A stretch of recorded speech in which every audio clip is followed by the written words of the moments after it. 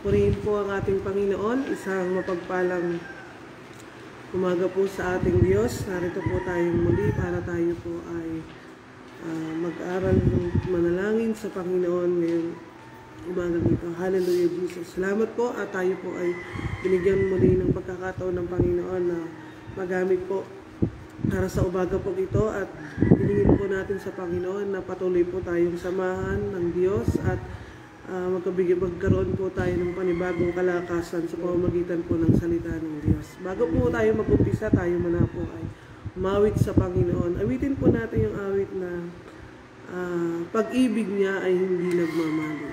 Hallelujah, Jesus. Purihin kayo, Panginoon. Hallelujah. Awitin po natin sa Panginoon.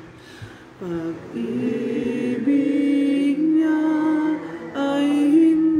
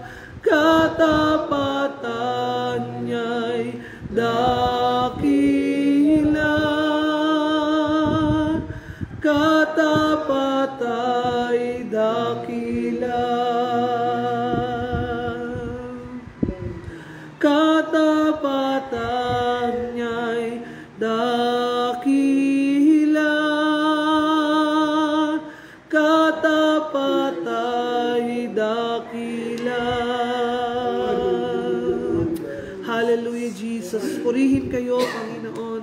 Great is thy faithfulness. Hallelujah. Laging sagana, laging bago, Panginoon. Hallelujah.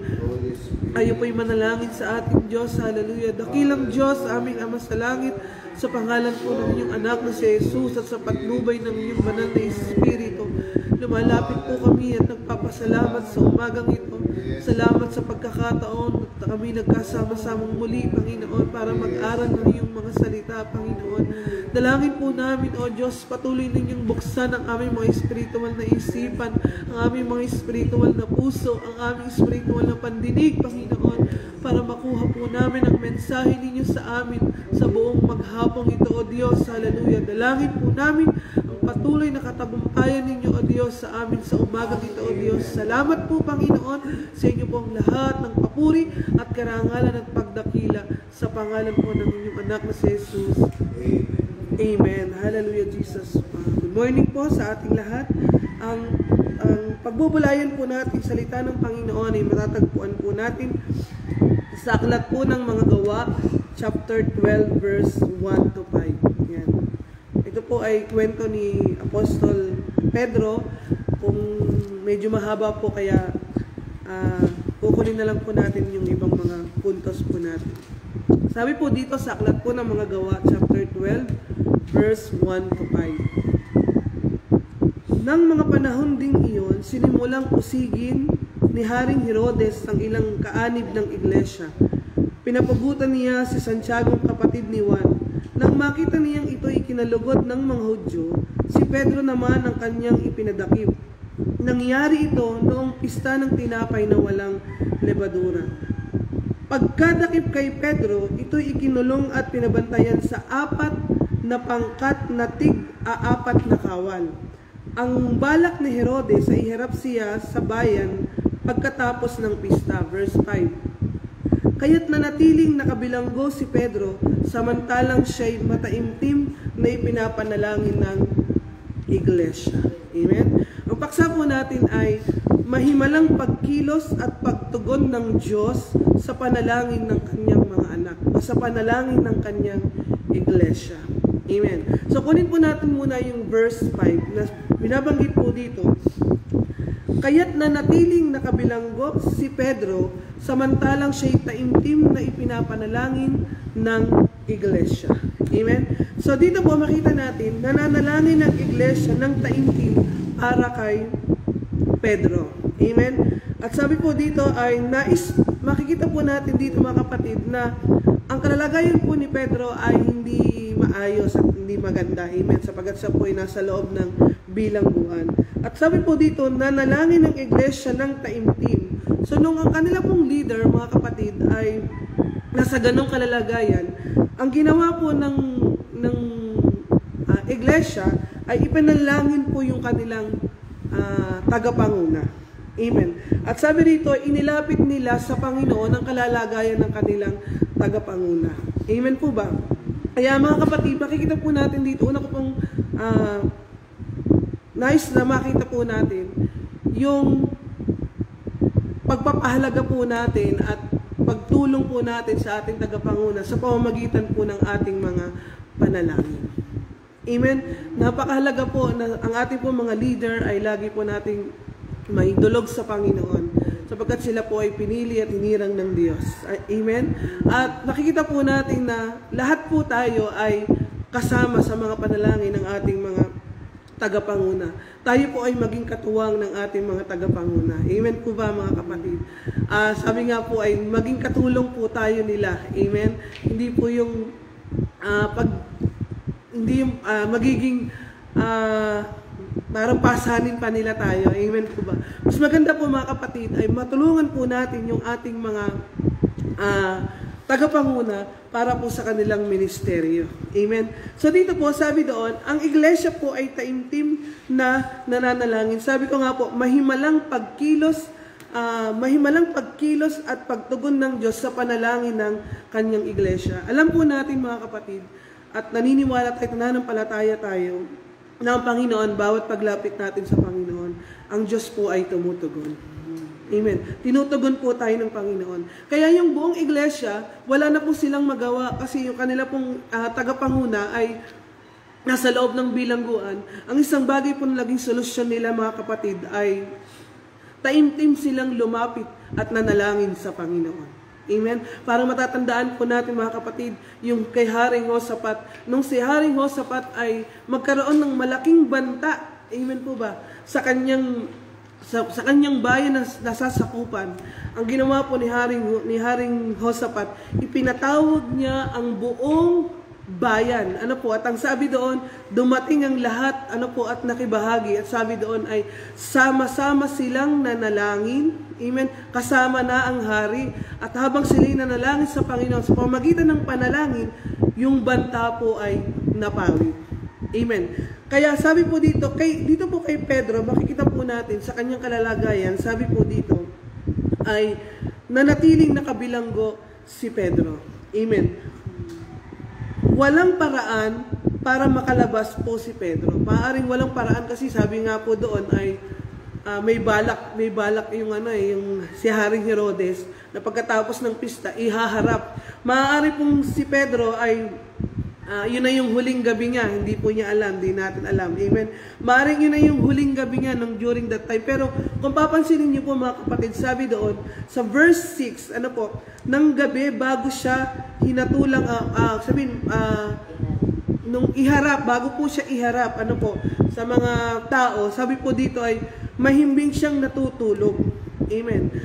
Kahit alam niya na yun ay kanyang maaring huling gabi na, amen, si Pedro po ay nandun yung kapayapaan sa kanyang puso. Amen. Kung titignan nga po natin si Pedro, di ba, nung una si Pedro po, ang karakter niya is pabigla-bigla siyang magsalita, pabigla-bigla siya. Amen. Pero dito po, makikita natin, si Pedro po ay, nung siya nasa loob na ng bilangguan, mahimbing po siyang natutulog. Amen. At nang siya nasa loob ng bilangguan, sabi po dito ay, ipinapanalangin siya ng buong iglesia. Amen. Kaya alam niyo po mga kapatid, yung sama-samang pananalangin po natin sa Panginoon, napakalaki po ng magagawa. Merong mahimalang pagkilos na gagawin ng Diyos kapag tayo po ay nagkakaroon ng sama-samang pananalangin. Amen. Kaya maganda po yung nagkaroon po tayo ng prayer, national prayer and fasting. Amen po ba? Sama-sama tayong nananalangin sa Panginoon sapagkat alam po natin, dito po kasi si Pedro, wala na sigurong paraan para siya makalabas pa. Amen po ba? At ang sabi dito, madalas na mga kapatid na hinihintay ng Diyos ang ganitong pagkakataon at sandali. Sa panahon na tayo po ay wala na tayong pag-asa, wala na tayong magawa. Nagawa mo na yung bahagi mo. Ginawa mo na yung pinakamabuti mo. Amen po ba? Sa kabila ng ginawa mo yung pinakamabuti natin mga kapatid, ay parang wala pa rin yung pagkakataon, hayaan na po natin bigyan natin ang ating Diyos. Na siya na po yung kumilos. Amen. Kung ang kaya po natin mga kapatid ay 75%. Amen po ba? Yung 25% tapos sa Panginoon. Kung ang kaya po natin mga kapatid ay 50% lang, nasa Panginoon po yung 50%. Pero pag dumating po tayo mga kapatid sa punto na wala na po tayong kakayahan na talagang susuko ka na, ipagkatiwala po natin sa kamay ng Panginoon. Amen. At sa tamang pagtugon ng Panginoon, sa tamang oras po ng Panginoon, sabi rito, mahimalang ililigtas ng Diyos at magpapadala ang Diyos ng tulong para sa kanyang mga anak. Amen. Sabi po sa verse 7, tingnan po natin, walang ano-ano'y lumitaw ang isang anghel ng Panginoon at nagliwanag mabutis sa paligid ng piitan. Tinapik niya sa tagiliran si Pedro at ginising. Bumangon ka, dali, wika ng anghel. Pagdating nakalag ang mga tanikala sa kanyang mga kamay. Amen po ba? Mahimalang pagtugon ng Diyos. Sabi po dito mga kapatid, nakalag ang kanyang mga tanikala. Amen. Yung mga nakatanikalang nandun sa yung hirap na kanyang nararanasan, yung kanyang hirap na sitwasyon, sabi doon, nawala. Amen po ba? Dahil sa pananalangin po sa Panginoon. Dahil sa pananalangin ng kanyang bayan. Amen. Kaya mga kapatid, sabi po dito, may mga panahon at pagkakataon po sa ating buhay paglilingkod, may mga tanikala o nagpapahirap po para hindi tayo makasulong at makapagpatuloy sa paglilingkod po natin sa Panginoon. Amen. Marami. Alam ko po, sa akin, sa inyo po, sa bawat isa po sa atin. Pero mga kapatid, ang isang kailangan po natin gawin para makamit natin yung mahimalang pagkilos at pagtugon ng Diyos, sabi po dito, ilapit natin sa kamay ng Diyos. Ipagkatiwala po natin sa kamay ng Panginoon. Amen? At pag inilapit po natin, katulad ni Pedro, yung kanyang, yung iglesia ay nananalangin para sa kanya. Di po ba? Nagpadala ang Diyos ng tulong. Amen. Nagpadala siya ng anghel para tulungan ang kanyang lingkod ng Panginoon. Amen. Sabi doon, kapag sama-sama tayo, malaki ang nagagawa ng sama-samang pananalangin. Amen. Magkaroon tayo ng passion, mga kapatid, na lagi tayong makapanalangin sa Panginoon. May panalangin po natin ang bawat isa. Magpanalanginan po tayo sa bawat isa sa lahat ng pagkakataon. Amen. At alam po natin, at sigurado na natin, at tiyak natin, at naranasan na natin, maraming beses na nating naranasan, mga kapatid, yung pagtugon at pagtatawid sa atin ng Panginoon. Kaya po ako, kayo ay narito ngayon at tayo nakakapagpatuloy dahil sa tulong at biyaya ng ating Panginoon. Amen. Kaya ang sabi doon, bumangon kadali, wika ng anghel, pagdakay nakalag ang mga tanikala sa kanyang mga kamay. Ang Diyos po ay hindi nahuhuli. Amen. Ang Diyos po ay sa tamang panahon ay kumikilos ang Panginoon sa kanyang pagkakataon. Amen. Nakita po natin dito, wala nang pag-asang makalabas si Pedro dahil sabi po dun sa una natin binasa, mga kapatid, siya pinabantayan sa 4 na pangkat na tig-a-4. Amen. At sabi doon, may mga tanikalapang nakalagay sa kanyang katawan. Amen. Pero mga kapatid, ang bayan ng Diyos, talagang ipanalangin nila ang kanilang leader, ang kanilang tagapanguna. At kumilos po ang Panginoon. At nagpadala ang Diyos ng tulong. Amen. Ganon din tayo, mga kapatid. Lahat po tayo mga saserdote ng hari. Amen. May mga bahagi po tayo sa paglilingkod sa Panginoon. Kaya napakahalaga po na makapagpanalanginan po tayo sa isa at mapalakas po tayo sa pamamagitan po ng paglapit natin sa Panginoon. Amen. At kapag nilapit natin sa Panginoon, sabi po dito sa verse 8, magbigkis ka't magsuot ng panyapak, sabi ng anghel. Gayon nga ang kanyang ginawa. Magbalabal ka at sumunod sa akin. Verse 9. Lumabas naman si Pedro at sumunod sa kanya. Ngunit hindi niya alam kung tunay ang nangyayari. Ang akala niya ay nananaginip lamang siya. Amen. Kahit si Pedro, amen, sabi dito, feeling niya nananaginip lang siya. Pakiramdam niya, hindi totoo at panaginip lang. Amen. Kahit si Pedro, amen, at nandun yung talagang na-amaze siya, namamangha siya. Amen po ba? At ang sabi dito, nakalampas siya sa una at pangalawang bantay. Nakarating sila sa pintuang bakal na labasan patungo sa lungsod. Ito'y kusang nabuksan at lumabas sila. Pagkaraan nila ang isang kalye, biglang nawala ang angin. Ito pa ang isang maganda, mga kapatid. Kapag ang Diyos ay nalulugod sa panalangin ng kanyang bayan at talagang ang mga anak ng Diyos ay lumalapit ng taimtim at binubukas yung